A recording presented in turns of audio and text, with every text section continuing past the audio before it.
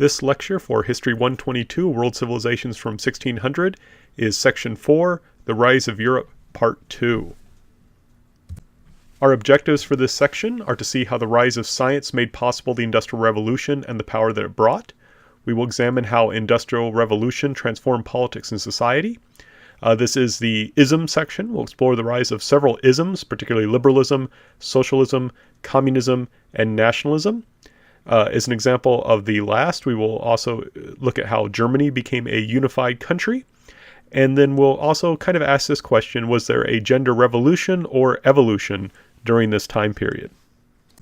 Now, when we talked about the scientific revolution, one thing I tried to emphasize was the development of the scientific method, leading to a deeper understanding of why things worked, would allow for new forms of technology that were much more complex to be developed more quickly. So science allows for the production of new, more complex inventions quickly. And the example I like to give is that of steam engines. And especially when you think of the Industrial Revolution, I think steam engines are kind of the iconic mechanical devices that come out of here that give a huge amount of power. Now, and we're going to focus a lot on England because that's where the Industrial Revolution first occurred. Now, in England, there were lots of rivers. And even since the Middle Ages, the rivers were used to provide water powers, right? A river, when it's flowing, can turn a water wheel, which can then be used to do things like grind grain. And you may have heard of like a mill house or something like that. And that's what water power would often do. And they did other things too, especially with the production of cloth. But the key thing was there were things you could call factories. If by that we just mean kind of a building that contains some machines that are powered by some outside source, in this case water power, even in medieval England. However, there is kind of a limit to these water power because you have to build your factories or whatever, or mills or whatever you're trying to build by a river. And that river might be in an inconvenient place. It may be far away from towns where you could get workers. It might be far away from a port where you would like to be able to buy resources to process, or which you could use to export your goods overseas. So water power, while it's really good in terms of that it's relatively cheap, right? You just have to build by a river. The problem is location. You cannot put your factory wherever you want. You have to put it wherever there is a river and where that's moving quickly enough to actually power your water wheel. The steam engine will help transform that. And one name you want to associate with steam engines is James Watt. Watt, in fact, has, if you remember from studying physics or just from buying light bulbs, there's a thing called a watt. It's named after him as a unit of power. Now, he's not the first person who invented a steam engine, but he did develop an efficient steam engine that was able to pump water out of coal mines. And you can see an example of that sort of steam engine there. And you can see what I mean about how science allows for the development of much more complex machines. It's hard to really build something that complex and have it work simply through trial and error. You have to have some understanding of physics and why things work the way they do. You cannot get steam engines without a scientific revolution, or at least efficient ones. So what happens then is that he develops a steam engine to pump water out of coal mines. Coal, of course, is found underground. And the problem is the deeper you go underground, the closer you get to groundwater. And eventually, if you go deep enough underground, there is going to be lots of water. And miners cannot breathe underwater. They do not have gills. They can't survive underwater. So you have to pump the water out of the mine if you want to get access to the coal. And that can be very difficult and very expensive. And you may have a lot of coal underwater that you could theoretically mine, but you're not able to get to it because of the water. And even if you did just bail out the water, it wouldn't be cost efficient. But James Watt, by developing a efficient steam engine that can pump water out of coal mines, all of a sudden you have lots and lots of access to coal. The supply of coal goes way up. And one thing you may recall about the law of supply and demand is that when supply goes up, price goes down, right? So coal is now cheaper. And what that means is now it is cost effective to use coal power instead of simply water power to power machines. right? Coal is now so cheap thanks to the development of an efficient steam engine that it can pump, that now you can actually use steam engines to power other machines that normally you would have powered using water. And that allows you to put your factory anywhere. You can put it in a city where it can have access to lots of workers. You can put it near a port so it can get raw materials from overseas, and so it can export what you make overseas. This really frees up things. And like I said, also, one thing that this is also meant to show us is the complexity of the Industrial Revolution, right? It's not necessarily the case that Watt said, aha, once I developed a steam engine to pump water out of coal mines, then coal will be cheaper, and then we can use steam engines anywhere, right? A lot of times people did things without realizing all the ramifications of what they would lead to, right? So this is something we have to keep in mind. Is the Industrial Revolution was very complex. No one could really think it out. It just kind of happened in England, right? The English didn't sit down and say, let's have one. It just kind of happened. And of course, some enterprising person is going to figure out how to build very quickly steam locomotives, trains. Now, railways had actually long been used in England for horse-driven carts. So they actually had a railway, but instead of having a train on it, they used a cart pulled by a horse. And of course, that allowed them to move much quicker than simply just, having a horse move along a road, which could become muddy, right? They didn't have asphalt or really use much concrete. So this was a very efficient way of moving materials. But then quickly people realized when you have these increasingly efficient steam engines, that instead of using a horse, you could have a steam engine draw multiple carts.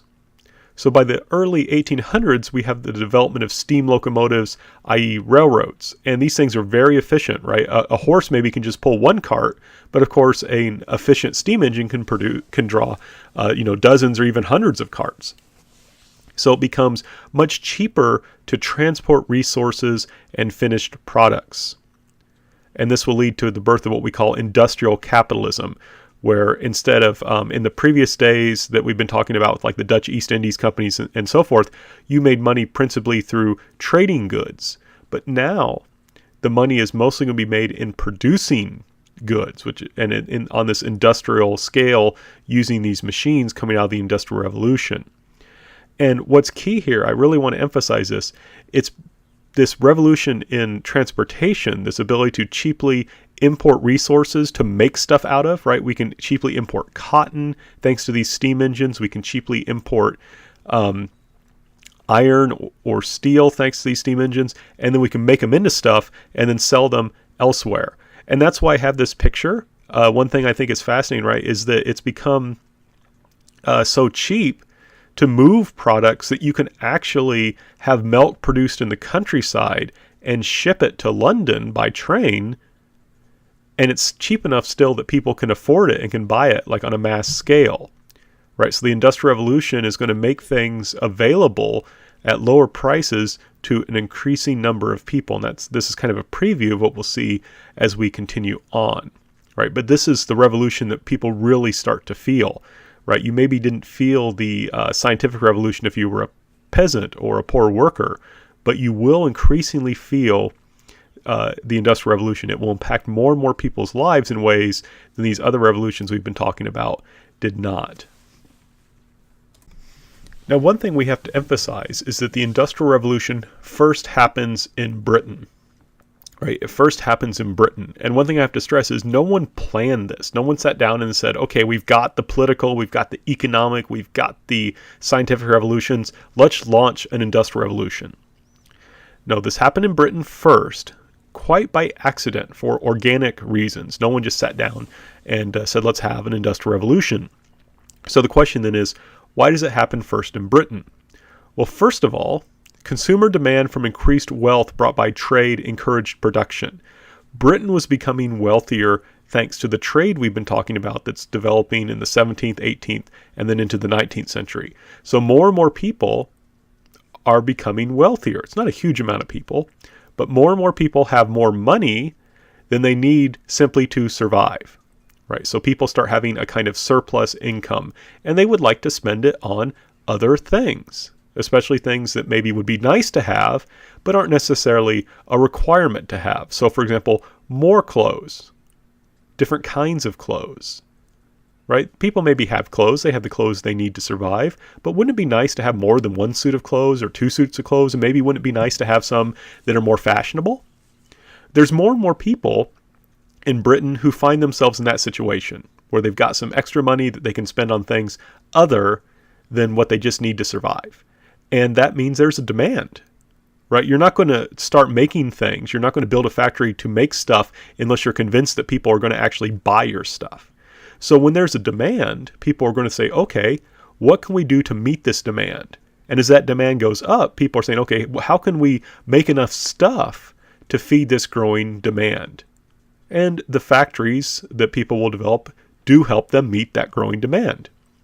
What makes it possible to meet that growing demand also is, of course, the scientific revolution, developing things like steam engines, right? These steam engines are extraordinarily important. Steam power is very important in the powering of machines to build these goods to meet increased demand and to move those goods around the world to people who want them. And also, of course, to bring in raw materials on trains and things like that. In addition, Britain had lots of cheap coal and iron. Britain was blessed with these natural resources. And since they had lots of cheap coal and iron, they could build and power machines, railroads, and steamships. And I'll talk more about these as we continue. But the key thing is also this was cost effective because they had cheap coal and iron. The economic revolution was felt in the fact that banks existed. England had a well-developed merchant economy. They had things like stock markets and all that stuff we talked about with the East India Company, the Dutch East India Company. The British also did that sort of thing. So the banks allowed for the mobilization of capital to buy these machines, right? People could form a corporation in Britain. People could borrow money from banks. They had this well-developed economic system that allowed for the mobilization of capital, allowed for people to raise money to buy these machines. If there's no people who are wealthy or who are able to pool their resources together to build factories, you won't get them, right? So you're going to have these banks that allow for people to raise money. You're going to have corporations that allow for people to raise money so they can buy these machines and build factories. You also have the protection of property rights. This is very important. It's no good if you live in a society where if you become wealthy, the government just takes your wealth, right? If you live in a society where, say you build a factory and you make a profitable business and the government says, hey, I like that, I'm going to take that. Or even if the government just says, hey, you're making money, I'm just going to tax you 100% or something like that, right? So you can only have this kind of development in a society where property rights are respected, right? I'm not going to invest money in a factory. I'm not going to do that sort of thing if the government can just come in and take it from me. In addition, there was also respect for IP, intellectual property rights. So, for example, James Watt had a patent on his steam engine, so that if people wanted to use his steam engine, they either had to buy it from him or from a company to which he had sold a license to produce that steam engine. And this is very important. Why would I spend money? Why would I work hard to invent something or to make some development if someone else can just copy it and use it for free? Right? Imagine I have a company, I spend $1 million making a new steam engine, and then someone else just says, oh, I like your steam engine, I'm going to start making it too, and I'm just going to buy one of yours and copy it. Right? That would totally destroy any desire to develop new products, to develop new kinds of inventions or machines. That's why we have patents. If you invent something, you're rewarded for your invention by being able to charge people to have the right to use it. And Britain will not only protect physical property rights in the terms of factories and things like that, but also intellectual property. So people will be rewarded for developing new ideas, so they develop new ideas. And finally, and I want to point out this isn't a comprehensive list, these are just things that I think are the most important, but one of the big deals is free trade. Remember we talked about Adam Smith and this idea that we all do, that people should follow comparative advantage, that a country should do what it does best, and then trade with other countries that are doing what they do best. So here's a problem. If you want people working in factories, those people are no longer working on farms, right? People cannot be two places at once. There's only so many hours in a day that you can physically work. So the problem was, as the British were becoming an increasingly industrial society, there were less and less farmers, so there could be more and more workers. And the problem is, if there's less farmers, there's often less food. So the British, if they didn't want to starve to death, had to get food from somewhere. And fortunately for them, they were able to engage in free trade, particularly with Latin America, right? Also with the United States. But I really want to emphasize Latin America for reasons we'll see when we get to Latin America. But they wanted free trade and got free trade with an independent Latin America. We'll tell that story later in section 5, which gave them access to cheap food such as wheat and beef from Argentina. Argentina is famous for its beef. There's a really good brand of corned beef called Argentina corned beef. I highly recommend it, especially popular in the Philippines. But they were able to engage in free trade with an independent Latin America, which enabled them to buy cheap food to feed their workers who are no longer farming, right? If they didn't have access to cheap food, they couldn't have done this. So this is kind of, like I said, Adam Smith's idea of comparative advantage. Okay, Britain is really good at making manufactured goods. Latin America is good at raising food and beef. So they should raise beef and food, and we will make manufactured goods and we'll trade them, and we both win. And they certainly do. Now, what's key here is if any of these things are missing, then the Industrial Revolution just does not happen. Right? If any of these things are missing, this doesn't happen. But fortunately, in a sense, Britain had all these things, and so the Industrial Revolution is going to develop. Like I said, no one's sitting around and planning this out. It's not like a building that people planned out. It's more like a plant that's kind of growing organically. So if any of these are missing, this doesn't happen. But Britain has these things, so it does develop. So what I just talked about is a little complex, but just to kind of summarize it, British people know how to build machines, right? Because of the scientific revolution and so forth. They have the resources to build those machines and transport what they make, right? They have the iron to make the machines. They have the coal to power those machines. They have the people to operate them. And they have access to food to feed those people. And to give you a sense of how this is transforming England, right? If you look in the upper left, you can see England in 1845, and those are train tracks. And you can see some of the major cities are connected. 9 years later, right, there's a lot more train tracks in England. 22 years later, in 1876, in the lower left, it looks like you can get to almost any part of the country using the train. And by 1914, that is certainly the case.